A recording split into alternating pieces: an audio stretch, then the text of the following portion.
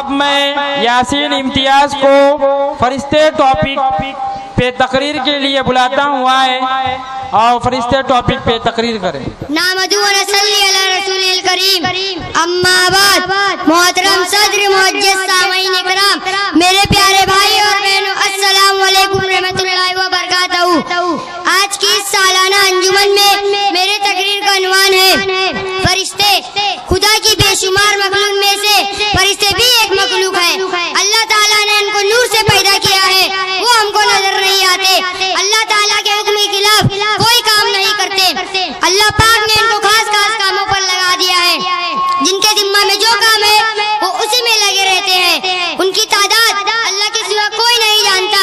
उनमें 4 फरिश्ते मशहूर हैं। नंबर 1 हज़रत जिब्राइल अलैहिस्सलाम, यही वो फरिश्ते हैं जो अल्लाह का पैगाम रसूलों तक पहुंचाया करते थे, इसी को वही कहते हैं। हमारे रसूल सल्लल्लाहु अलैहि वसल्लम के पास भी कुरान शरीफ की आयतें लेकर यही जिब्राइल अलैहिस्सलाम उतरा करते थे। नंबर 2 हज़रत मिकाईल अलैहिस्सलाम, ये बारिश बरसाने और बंदों को रोजी पहुंचाने के कामों पर मुकर्रर है। नंबर 3 हज़रत इस्राईल अलैहिस्सलाम, ये जान निकालने का काम अंजाम देते हैं। नंबर 4 हज़रत इसराफील अलैहिस्सलाम, ये कयामत के दिन अल्लाह ताला के मुंह से सूर फूकेंगे जिससे सारी दुनिया खत्म हो जाएगी।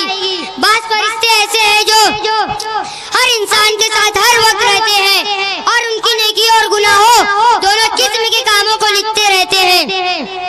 कुछ फरिश्ते कब्र में मुर्दा से सवाल व जवाब करने के लिए मुकर्रर है, इनको मुनकर नकीर कहते हैं।